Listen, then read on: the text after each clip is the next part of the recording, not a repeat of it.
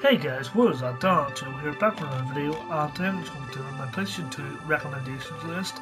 So yeah, PlayStation 2 has a lot of great games, a lot of great franchises under its belt, and I could easily talk about some of the really big titles like Ico, Shadow. I could easily talk about Devil May Cry, Metal Gear Solid. I can talk about a lot of those games like that, but I'm going to talk about more niche titles, or titles which I think don't get talked about quite enough. So I'm just going to jump straight into it, guys. So hope you enjoyed the video. So first thing I'm going to talk about is the Dragon Ball Z Budokai games. I think a lot of people know the actual Tenkaichi games, the Budokai Tenkaichi games on PS2, but not many people know the free Budokai games themselves. These games are really great Dragon Ball Z games. The first one is not bad. It's aged quite a bit. It's not as fun to play as it used to be. The second one's hard as hell. It has probably one of the best ways to actually do the story mode, but at the same time it's a pain in the ass. And the third one I've talked about quite a lot because I absolutely love this game. The third one, me and Prim used to play with our friends all the time. We were never off this game, just playing it constantly. Every time we went over to our friend's house, really loved this game. I really loved the three games altogether, and even compared to the Tenkaichi games, I think these games are a lot better. Tenkaichi might have the more characters, but I thought the overall gameplay, these were better. So yeah. So next we have Clock Tower. I know this is a big franchise, and I know it was on Super Nintendo. Everyone knows it on Super Nintendo, but I don't think many people talk about this on the PS2.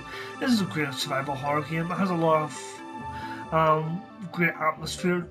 It has a really great atmosphere to it. It really feels like a horror game. You really feel useless because you're not actually running about trying to kill these enemies. You have to run away from them, and most of the enemies will kill you in like one shot. So yeah, you really feel helpless playing this game. The story's really great as well. Overall, I really like this. Really good horror game. So next we have the Siphon Filter games. As I said before, I played the ones on the PS1. I really loved them. I believe these both are on the PSP as well, so if you own the PSP and not PS2, or you own the PS2 as well, I would definitely recommend getting on the PSP as well. These are third-person action games, third-person shooting games, so I should say. It has a really good story to both of them. The gameplay is solid. It's sort of like as SOCOM-ish, as you're not just controlling the one character, you have another character actually help you with it, so you get to control her a little bit and tell her exactly where to go. So yeah, really love this franchise, and I really wish someone would do more of it. I think the last game we seen of Siphon Filter was on the PSP, I believe, so they haven't done anything since. And there wasn't no main PS3 games of the Siphon Filter games, so who knows if we'll do that again. So next we have the Phantasy Star Universe games. Phantasy Star games are really popular, but I don't think many people talk about these games. I don't know if people think they're horrible or they're just bad games. I find them quite fun. I find the story not too bad. It's overall pretty good. This also has online, had online, but you can obviously access that anymore, or if you can, I doubt anyone plays it. These are also on the Xbox 360. Well, when I say on the Xbox 360, the first one's on the Xbox 360. The second one was a download only, but for some reason Sega took it off the Xbox Live Store. So if you want to play it, I would recommend getting the PS2 version. At least both of them come on disc. So next we have the Time Splitters franchise. Time Splitters franchise. A lot of fans talk about this, but I don't really hear anyone else talking about them. Really great bunch of shooting games. It has a lot of great characters. It has a lot of great humor. The stories are really funny in it, especially in the third one.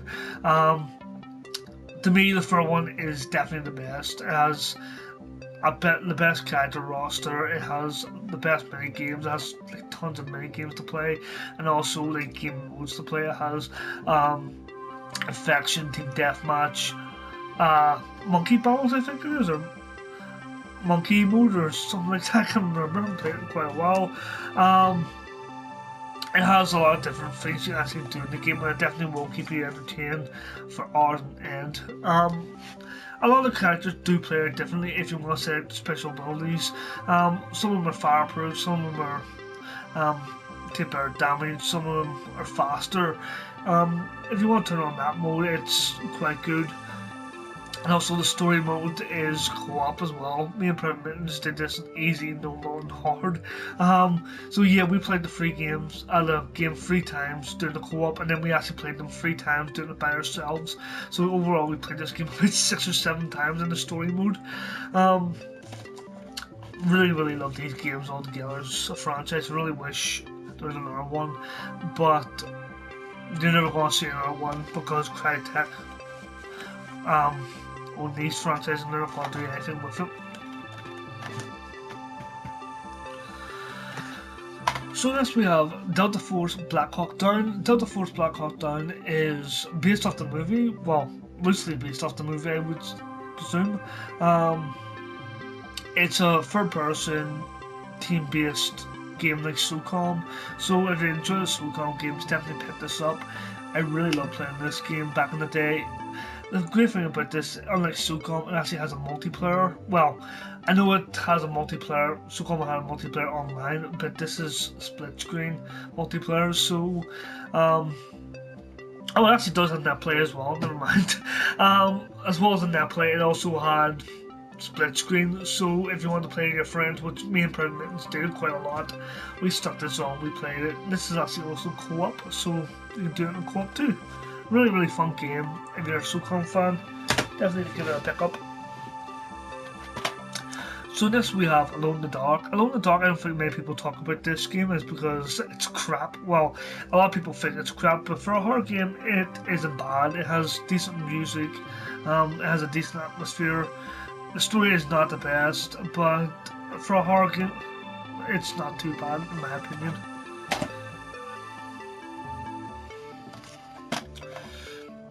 So next we have Batman Rise of Sun Shoot. I'm really sorry if I mispronounced that. This is a beat 'em up game. If you're a fan of the Batman franchise of beat 'em up games, definitely pick this up. This has the same sort of art style as the animated series, which I think was out at the time, or was still running at the time of this release. This was released 2003, yeah, I think it was still running at the time. Really fun game, really great beat 'em up, and you'll also play as Robin, Nightwing, and Batgirl too. So yeah. So next we have Turok Evolution. Talked about this a little bit. This game was absolutely fantastic. If you loved the original Turok games and you just want to play more of the games like that, definitely give this a pick up. There's also a Turok game on the PS3 and the Xbox, I believe, or maybe it's just the PS3, I don't know. It's pretty much the same thing. Lots of different weapons to choose from. I don't think there's a main story to it, but I know all I really remember is just shooting dinosaurs like the first one, so I thought that was really cool. Lots of different weapons, lots of different dinosaurs in it. It's pretty fun overall. So yeah. So next we have The Punisher. This game always reminded me of Max Payne, except I really enjoyed this game, where Max Payne I didn't really enjoy it at all. This has a lot of different environmental kills, environmental ways to punish your enemies with it as well. So yeah, it's really violent. You're actually getting like drills, putting them down, making people actually confess what they're doing or give away enemy positions in the next area. So yeah, this game is pretty fun. It's a pretty generic shooting game, but I quite like it. The story's pretty decent. So yeah, definitely okay if you're a fan of The Punisher. So next we have PSYOPs, the Mind Game Conspiracy. I talked about this in my last video as well. I really love the powers in this. You have telekinesis, mind reading, you have remote viewing, you have pyrokinesis as well. I really love the enemies. The enemies in this game always remind me of Killzone's Hellgas soldiers. I don't know what it is, I think it's just the eyes, but I just thought they were really cool looking in this game. I really love the soundtrack to this game as well. Not only is the in-game music fantastic, but the actual theme to the game is amazing. If you want to go check that out, the band who did the theme is called Cold, and their song is called With My Mind. It's actually a music video of the game, so you couldn't miss it anyway if you wanted to try, if you were trying to. But yeah, absolutely love this game. I don't think many people talk about this game. Graphics wise, it's not the best, but overall funness, I really love it. I really love that cover too, it looks awesome. So next we have Gun. Gun is a Western game, sort of like Red Dead Revolver. I think I actually drew a lot of inspiration from Red Dead Revolver, or plays a lot like Red Dead Revolver. I'm only assuming this came out before or after Red Dead Revolver, because I think it took a lot of elements from it as well.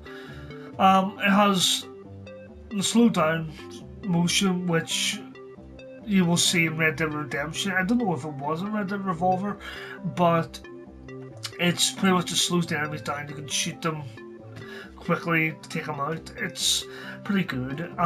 Story-wise, story is really awesome in this game. For a Western game, which I'm not really interested in Western games, I'm more interested in Western movies. It's pretty fun overall. So next we have Well Samurai. Well Samurai is pretty much just a typical samurai game. You're trying to stop or join a clan, depending on what way you want to do it. There's a lot of different ways to play this game. You can be towards one side, you can be towards the other side, you can be neutral. There's a lot of different ends in this game. There's a lot of different ways you can actually play this game out. Just depends whatever way you want, fancy doing it. So yeah, overall it's really great. It has I think about 10 or 15 different endings, I believe. Didn't even say on the back. Apparently it has over 200 sword techniques, so yeah. And there's also different sword styles you can use. Ninja, there's the quick draw style, there's different ways you can actually do it. It's really cool. There's also weapons forging, make your own samurai sword, you can name it what you want. There is 2 of these games on the PlayStation 2, there's 2 on the PlayStation 3 I believe, unless Japan got an exclusive one, which we don't know about. As well as Samurai 1 and 2 on the PlayStation 2, and 3 and 4 on the PlayStation 3. But yeah, really love these games overall. I really wish they would make more like this.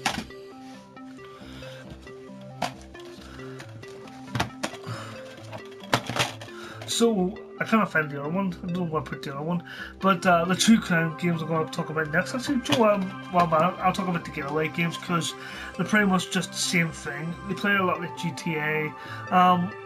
In my opinion, I think these actually have a better story than GTA does. GTA just seems to be go this area, kill this person, that's it. Well, this is actually, I think you're a cop in this one, or you're a cop in the first one. No, actually you're a gangster in this one.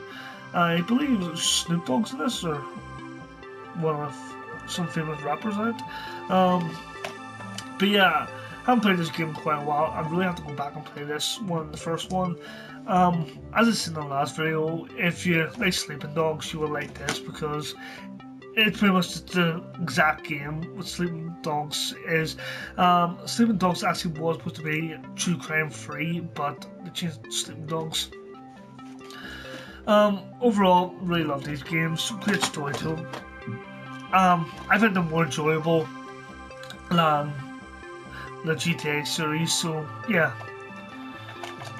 So next we have The Getaway, another game which is pretty much just like the GTA series, except this is set actually in London. This has a great map and it has a great story to it. It's not the best looking game, it's quite gritty and dark looking, but overall I found it quite fun. I don't know what it was, but I really enjoyed about this game. I don't know if it's just the sights or just the fact you're actually playing in London, but I just thought it was really cool. I really wish something would make another game of that, but I think they shut the studio who made that down. Yeah, Team Soho, I think they're shut down now.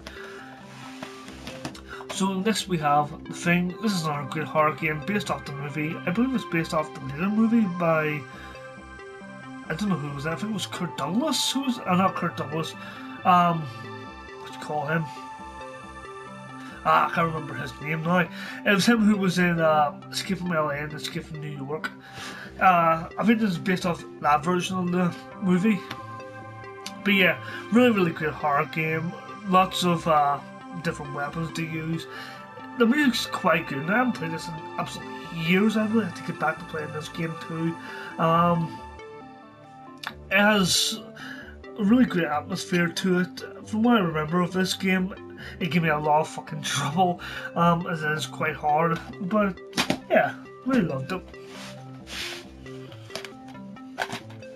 So next we have Genji. Genji is this one. Well, this one is the prequel to the PlayStation 3 version of the game.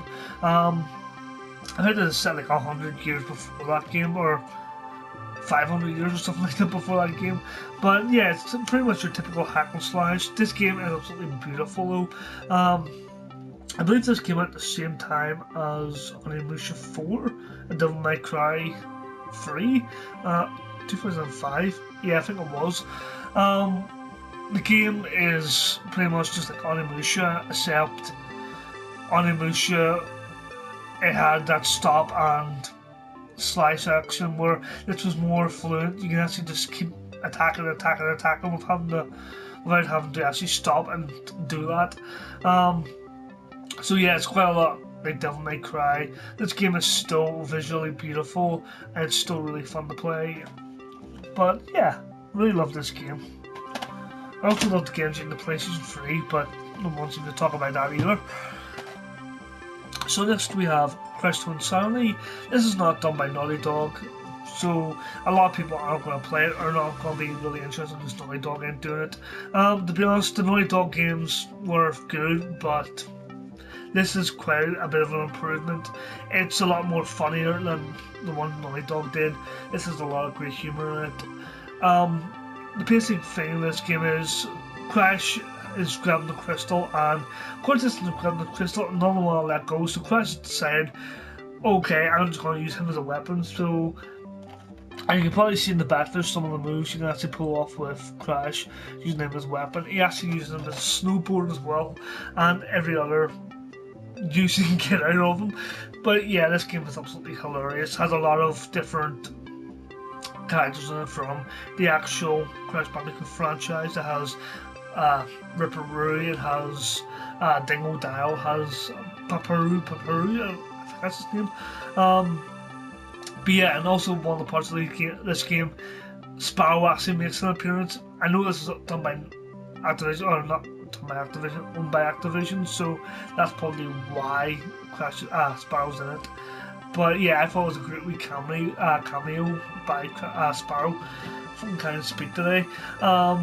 I really enjoyed this game overall. It's really great. Love the art style, love the music. If you're a fan of Crash Bandicoot and want to try this game out, definitely go pick it up. I was a bit skeptical at first, especially after playing the other one on PS2, which I believe is the Wrath of Cortex.